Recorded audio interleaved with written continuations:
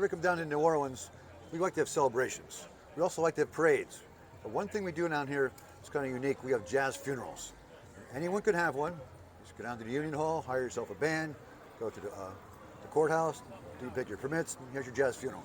Now, if the person that passes away happens to be somebody very, very famous, someone who's done a lot for our city culturally or musically, it's going to be a big, big deal. They'll have carriages, mules up front, and they'll probably have 2 mules up front. If I'm the driver, I'm wearing a tuxedo, I got a big old top hat, I got white gloves on, and the carriages are a little bit different than what we use here at Royal Carriages. They'll be enclosed. There could be 3 or maybe 4 carriages, and one of the carriages, they'll be enclosed of course, and one of the carriages will be the hearse with the coffin inside. Now, behind the last hearse will be about at least an 8-piece, maybe more, walking jazz band.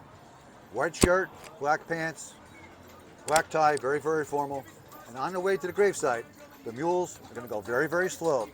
And the band is going to play a very slow dirge, a very a spiritual song, something like A Closer Walk with Thee. Now, I know it's a big party city here, Mardi Gras, Bourbon Street, but it's also a very, very spiritual city. And they feel like when someone passes here, not only your soul, but your complete spirit is going to a better place.